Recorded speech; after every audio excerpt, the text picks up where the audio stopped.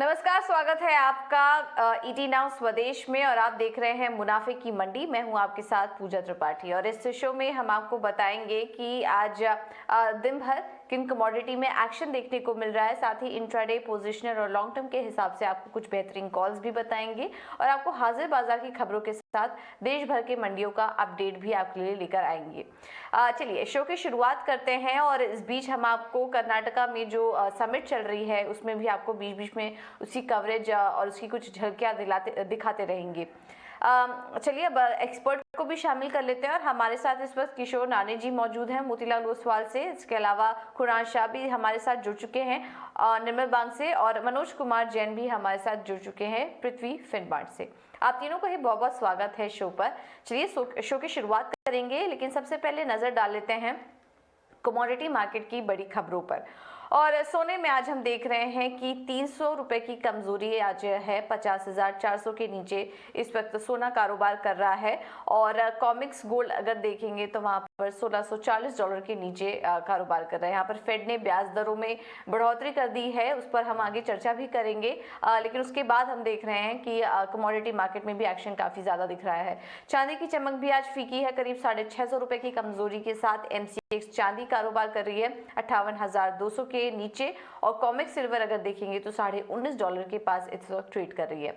कच्चे तेल में भी आज कमजोरी है, करीब 0.25% की कमजोरी के साथ ब्रेंट क्रूड भी $96 के आसपास ट्रेड कर रहा है। वहीं एमसीएक्स क्रूड पर भाव देखेंगे तो 7,400 रुपए के पास इस वक्त दिखाई दे रहा है कच्चा तेल।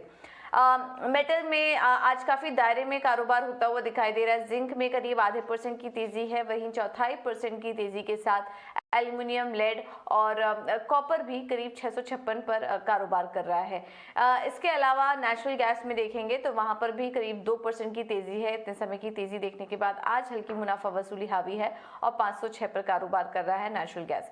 अब बात करते हैं एग्री कमोडिटी की, तो यहाँ पर मेंथा ऑयल कम एक्सपोर्ट 984 पर कारोबार कर रहा है। कॉटन कीट से फसलों को नुकसान और 30,950 के ऊपर इस वक्त कॉटन दिखाई दे रहा है। हल्दी की बात करें तो यहाँ पर बारिश से फसलों को नुकसान हुआ, जिसके चलते हल्की तेजी है, 7,300 के ऊपर कर रहा है ट्रेड। जीरा में करीब 0.75% की तेजी इस वक्त देखने को मिल रही है, 24,500 के ऊपर जीरा कारोबार कर रहा है। वहीं धनिया में हम नजर डालेंगे तो तेजी के साथ कारोबार हो रहा है यहाँ पर भी और 11,100 के ऊपर इस वक्त ट्रेड कर रहा है। जीरा और धनिया में भी हम देख रहे हैं लगातार एक तेजी इस वक्त देखने को मिल रही है। चलिए अब एक एक करके इन कमोडिटी पर चर्चा भी करेंगे और सबसे पहले शुरुआत करते हैं सोने चांदी से। यहाँ पर अब हल्की वीकनेस आ चुकी है।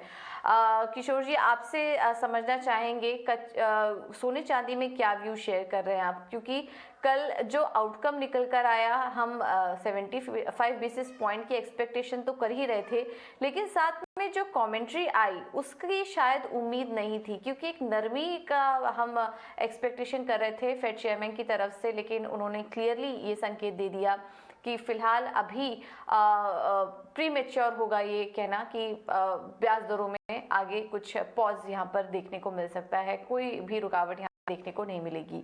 इस वजह से हमने एक रिवर्सल देखा सोने चांदी की चाल में। अब आगे की चाल आप कैसे देख रहे हैं? क्या ये वीकनेस आगे भी जारी रहेगी, क्योंकि फेड का तो रुख आगे भी हॉकिश ही दिखाई दे रहा है? बिल्कुल, यहाँ पे मार्केट्स ये एंटिसिपेट कर रहे थे कि कहीं ना कहीं पॉज या स्लो डाउन का इंडिकेशन दे सकता है फेड, बट हालांकि जो इन्फ्लेशन नंबर्स अगर देखें तो उसका कोई ज़्यादा उम्मीद नहीं था और फेड ने भी वो कमेंट्री में ये बताया कि it will be very premature to even discuss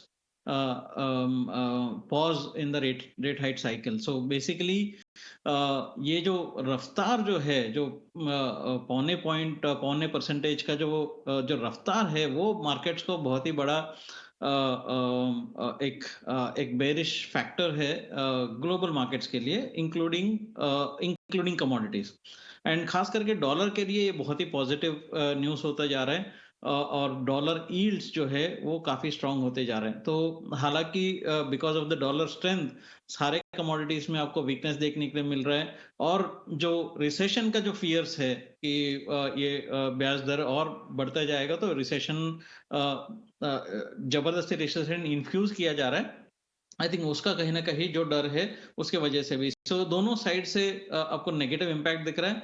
थोड़ा बहुत जो पॉज़िटिव जो माहौल है, वो चाइना कोविड रिस्ट्रिक्शन से बाहर आ रहा है, वो थोड़ा-सा पॉज़िटिव माहौल है, बट वो उसको काफ़ी हद तक फेड ने ओवरलैप किया हुआ है। तो मेरे हिसाब से यहाँ पे जो व्यू है, वो थोड़ा-सा मंदी का तरफ ही रहेगा शॉर्ट टर्म में।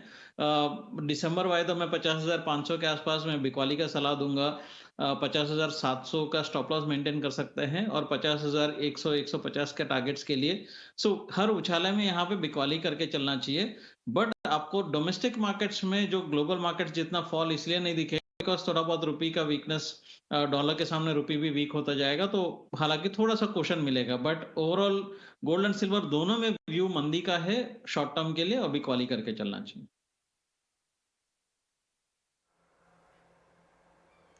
ऑलराइट, तो अब यहाँ से मंदी का ट्रेड दिखाई दे रहा है, सोने चांदी में बिकवाली करने की राय। कुणाल, आप क्या एक्सपेक्ट कर रहे हैं, क्योंकि काफ़ी सारे ट्रेडर्स ने ये सोच के पोजीशन ले ली थी कि फेड में की कमेंट्री में आगे का जो रुख है वो हल्का नरमी का दिखाई देगा, बट कुछ नेगेटिव सरप्राइज मिला और उसका रिएक्शन हमने दुनिया भर के बाजारों में भी देखा और कमोडिटी मार्केट पर भी पड़ा। आपका क्या व्यू बन रहा है और क्या सलाह देंगे उन ट्रेडर्स को जिन्होंने तेजी के लिए पोजीशन ले ली थी? जी हाँ, जिसने अगर छोटी अवधि के हिसाब से ट्रेड कर रहे हैं या जो एम टू एम लॉस नहीं देख सकते, उनके लिए ठीक है। बाकी मैं गोल्ड और सिल्वर में ज़्यादा मंदी एक्सपेक्ट नहीं कर रहा हूँ। जैसे किशोर जी ने कहा 50,000 150,000 ऐसे लेवल्स आ सकते हैं। सो परसेंटेज टर्म में if you want to quantify it, it is just not even a 1%। So लंबी मंदी नहीं है, बट डेफिनेटली जैसे बॉन्ड यील्ड थोड़ी बढ़ी है, कल डॉलर इंडेक्स स्ट्रांग हुआ है, तो इमीडिएटली गोल्ड का ऊपर जाना डिफिकल्ट है। आगे जाके कोई भी डेटा खराब आता है तो they will change the path. So अभी फिलहाल why they have been so hawkish is, जितने भी इकोनॉमिक डेटा है वो डेटा तेजी के आए हैं। यूएस में कंज्यूमर स्पेंडिंग बढ़ रहा है, रिटेल सेल्स स्ट्रांग है, जॉब मार्केट यूएस की स्ट्रांग है। तो आगे जाके कोई भी डेटा अच्छा नहीं आता है तो डॉलर कमजोर हो जाएगा और गोल्ड सिल्वर इमीडिएटली ऊपर आ जाएगा। तो फंडामेंटली गोल्ड सिल्वर में मंदी का ध्यान जरा भी नहीं है। ये एक छोटा सा करेक्शन है और ये करेक्शन में है। आप अगर डाउन साइड पे देखेंगे 1590 1585 मैक्सिमम जा सकता है। यहाँ से परसेंटेज टर्म में बात करेंगे तो 3% मैक्सिमम, उससे ज्यादा मंदी मुझे नजर नहीं आ रही है। ओवरऑल लंबी अवधि का आउटलुक गोल्ड और सिल्वर का तेजी का है। ओके, ठीक है। तो ये राय आपको गोल्ड और सिल्वर में दे दी गई है। जिन्होंने तेजी के लिए ले भी लिया होगा, मध्यम अवधि के लिए अभी भी एक तेजी दिख सकती है, तो घबराने की बात नहीं है। मनोज जी, आपसे भी समझना चाहेंगे कल के स्टेटमेंट को आपने कैसे रीड किया और कब तक ये जो हॉकिश रवैया है फेड की तरफ से वो जारी रह सकता है, क्योंकि अगर इनके टारगेट रेट की बात करें उस रेंज की, तो 3.75 से 4% इन्होंने अभी तो फिलहाल तय किया है। अब आगे के लिए किस तरह का फेड की तरफ से आप कदम उठाते हुए देखेंगे, किस तरह की कमेंट्री आप एक्सपेक्ट कर रहे हैं और फिर उसका इम्पैक्ट सोने चांदी पर कैसा पड़ सकता है? नमस्कार पूजा। जहाँ तक फेड का बात है तो 75 बेसिस पॉइंट जो है वो एक्सपेक्टेड था। साथ ही जो है पिछले महीने जो फेड के मेंबर्स की तरफ से कमेंट्स आए थे, तो उन्होंने जो टारगेट रेट है उसको भी रिवाइज करके 4.75 किया था। तो यहाँ पे ये संभावित था कि अगले जो एक दो मीटिंग्स और है वहाँ फेड की तरफ से ब्याज दरें जो है वो बढ़ोतरी जारी रहेगी, तो उसके इनलाइन ही है। हालांकि यहाँ पे फेड चेयरमैन ने जरूर कहा है कि अभी ये सोचना जल्दबाजी होगी कि पॉज होगा, लेकिन हम देख रहे हैं कि जो बॉन्ड यील्ड है यूएस के वो 4% के ऊपर है। और साथ ही अब हम ये भी देख रहे हैं कि ईसीबी ने जो रेट हाइक किया है, बैंक ऑफ इंग्लैंड की तरफ से रेट हाइक देखने को मिल रहा है, जापान अपनी करेंसी को संभालने के लिए प्रयास कर रहा है। तो कहीं ना कहीं जो डॉलर इंडेक्स की मजबूती थी वो बावजूद यूएस फेड रेट हाइक के हम देख रहे हैं कि वो कमजोर पड़ती हुई दिख रही है। तो यहाँ पे जो फेड ने अभी सिग्नल नहीं दिया है पॉज का, लेकिन हमारा मानना है कि नेक्स्ट जो ईयर है उसके फर्स्ट क्वार्टर में कहीं ना कहीं फेड की तरफ से पॉज देखने को मिल सकता है। 4.75 जो है वो मैक्सिमम रेट ऑफ इंटरेस्ट हो सकता है फेड की तरफ से। और उसी के इनलाइन हम देख रहे हैं कि जो ओवरऑल मार्केट जो है वो बिहेव कर रहे हैं। मैं कुणाल से काफी हद तक सहमत हूं, क्योंकि यहाँ पे जो ग्लोबल इन्फ्लेशन है वो एक बड़ी कंसर्न है। डोमेस्टिक करेंसी में लगातार वीकनेस देखने को मिली है। तो भारतीय बाजारों में बड़ी मंदी की गुंजाइश यहाँ पे सोने और चांदी में दिखाई नहीं देती है। मेरा मानना है कि इमीडिएट अगर हम शॉर्ट टर्म की बात करें तो $1622 जो है वो कोमेक्स पर सोने के लिए अच्छा जो है सपोर्ट बना हुआ है। वहीं चांदी की बात करें तो वहां भी $18.84 जो है वो मजबूत सपोर्ट्स बने हुए हैं। तो शॉर्ट टर्म में भी बड़ी मंदी की गुंजाइश नहीं है, और इवन लॉन्ग टर्म में जब भी यहाँ पे फेड की तरफ से जो पॉज अगर रेट में देखने को मिलेगा तो एक अच्छी शॉर्ट कवरिंग मार्केट में आती हुई नजर आएगी। तो बड़ी मंदी की विचार जो है सोने चांदी में नहीं रखना चाहिए, और जो लंबी अवधि के निवेशक हैं वो इवन जो भी डिप्स मिलते हैं उसको इन्वेस्टमेंट की अपॉर्चुनिटी के रूप में देख सकते हैं। इंट्राडे के लिए भी अगर मैं बात करूं तो सोने में 50-150 एक अच्छा स्तर होगा, वहां पे बाय कर सकते हैं। वो लेवल मिले तो 50,000 के नीचे का स्टॉप लॉस लगाए, 50-500 का लक्ष्य रख सकते हैं। एक सीमित दायरे में अभी अगले एक महीने जो है सोने और चांदी की चाल बनी रह सकती है।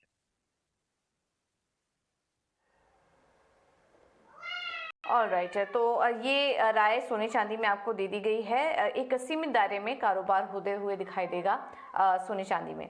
चलिए अब बात करते हैं कच्चे तेल की। और फेड की सख्त नीति के बाद हमने देखा कि ग्लोबल ग्रोथ और मांग पर भी असर पड़ने की बात की जा रही है, मंदी की बात की जा रही है, और उसका असर कच्चे तेल में भी दिखाई दे रहा है। आज हल्का कमजोरी के साथ ट्रेड कर रहा है।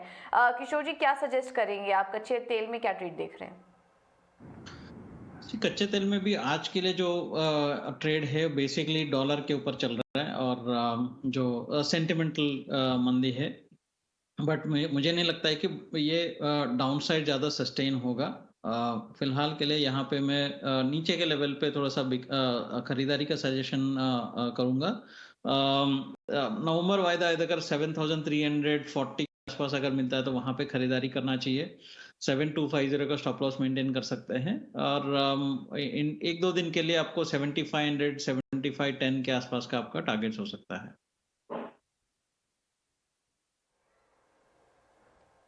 ऑलराइट, ठीक है, तो ये राय कच्चे तेल में आपको दे दी गई है। चलिए अब बात करते हैं मेटल की। और मेटल में हम देख रहे हैं कि आज काफ़ी दायरे में कारोबार हो रहा है।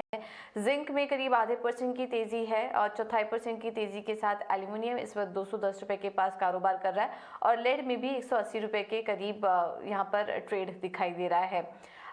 मनोज जी, आपका क्या व्यू बन रहा है मेटल स्पेस में? आज हल्की तेजी के साथ कारोबार होता हुआ दिख रहा है। क्या कोई ट्रेड देख रहे हैं आप इन स्तरों पर? किस मेटल पर आप बेट कर रहे हैं? बेस मेटल्स में बड़ी तेजी की गुंजाइश नहीं है, लेकिन हम देख रहे हैं कि काफी ओवरसोल्ड जोन में है ओवरऑल बेस मेटल पे। तो हम देखते हैं कि बार बार यहाँ पे लोअर लेवल्स पे सपोर्ट्स भी देखने को मिल रहे हैं। पिछले 2 सेशंस में अच्छी जो है रैली देखने को मिली थी, जब ये खबरें निकल कर आई थी कि चाइना में जो जीरो कोविड पॉलिसी है उसमें कुछ ईज देखने को मिल सकता है, तो वहां से सपोर्ट थे। दूसरा एलएमई के जो स्टॉक्स है वहां पे भी गिरावट देखने को मिल रही है, तो सपोर्ट्स बने हुए हैं। ओवरऑल बेस मेटल पैक में आज मुझे यहाँ एल्यूमिनियम अच्छा लगता है बाइंग के लिहाज से। नवंबर वायदा में 200 के स्तर पर बाइंग करके चलना चाहिए। 198 का स्टॉप लॉस लगाएं, लक्ष्य 204 का रखा जा सकता है।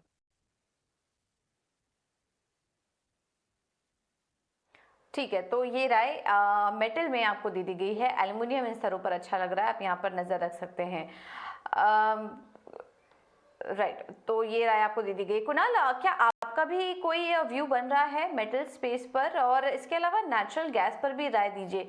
यहाँ क्या करें? यहाँ पर लगातार हम देख रहे थे कि एक तेजी बनी हुई थी, लेकिन आज कमजोरी है। करीब 1.5% से ज्यादा की कमजोरी आज नेचुरल गैस में देखने को मिल रही है। और नाइमेक्स भी देखिए $6 के पास करीब 3% की वीकनेस यहाँ पर भी है। नेचुरल गैस में कमजोरी की वजह क्या है, और क्या लेवल्स आप वॉच करें? क्योंकि काफी लोगों ने यहाँ पे काफी ऊपरी स्तरों पर पोजीशन लेके रखी है, बट उतार चढ़ाव बना हुआ है। क्या करना चाहिए नेचुरल गैस में? जी, नेचुरल गैस के फंडामेंटल्स अभी वेदर ड्रिवन कमोडिटी हो गई है, और जो नेचुरल गैस का वेदर पिछले हफ्ते है हमने देखा था कि दैट वाज नॉट सपोर्टिव, उसके कारण एक फॉल देखा था। बट ये लेवल से मुझे ज़्यादा गिरावट नज़र नहीं आ रही है। 505 के आसपास बाइंग करनी चाहिए, 525 का टारगेट रखना चाहिए, 490 का स्टॉप लॉस रखना चाहिए।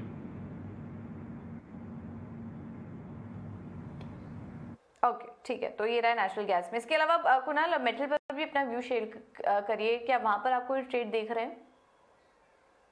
चाइना ने जीरो कोविड पॉलिसी, जो 2-3 दिन में मेटल्स में तेजी हुई थी कि जीरो कोविड पॉलिसी को निकाल देंगे, बट क्लियरली चाइना के से स्टेटमेंट आया है गवर्नमेंट ऑफिशियल से that they are not going to remove that policy. So that is not positive for metals. Metals sell on rise. Copper 660, 658 के बीच में बेचना चाहिए और on the downside 645, 640 के टारगेट्स आपको देखने मिल सकते हैं। ओके तो यहाँ पर कुणाल की तरफ से सेल एंड राइज की रणनीति अपनाई है, लेकिन कुछ ट्रेड यहाँ पर आपको खरीदारी के भी दे दी गए हैं, आप इस पर भी नज़र रख सकते हैं।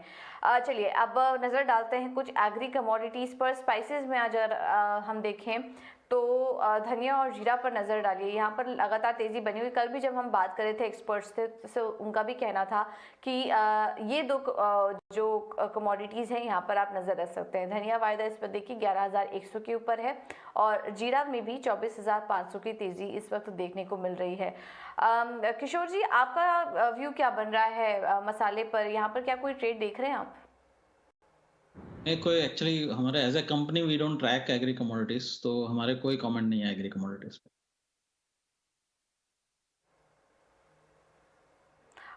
Okay alright. मनोज जी, आपका कोई व्यू है स्पाइसेस पर?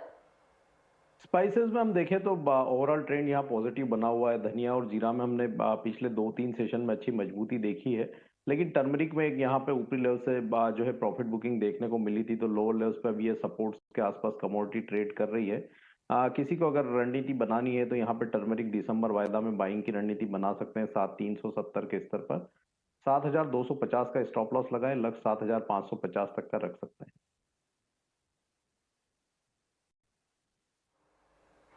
ठीक है, तो ये राय स्पाइसेस में।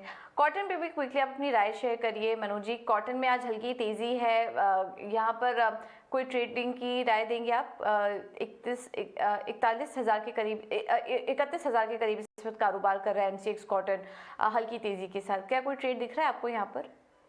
कॉटन में हमने देखा है कि ओवरसोल्ड होने के चलते पिछले 2-3 सेशन में अच्छी रैली जो है लोअर लेवल से देखने को मिली थी, लेकिन यहाँ पे 31,000 जो एक स्ट्रॉन्ग रेजिस्टेंस बने हुए हैं, तो ये लेवल पे बाइंग की सलाह नहीं रहेगी। अगर 30,800 तक के स्तर मिले तो नवंबर कॉन्ट्रैक्ट में बिकवाली कर सकते हैं 31,300 के स्टॉप लॉस से। फिर से एक बार हम यहाँ पे 30,000 तक के जो स्तर वो अगले 1 से 2 दिन आते हुए देखेंगे।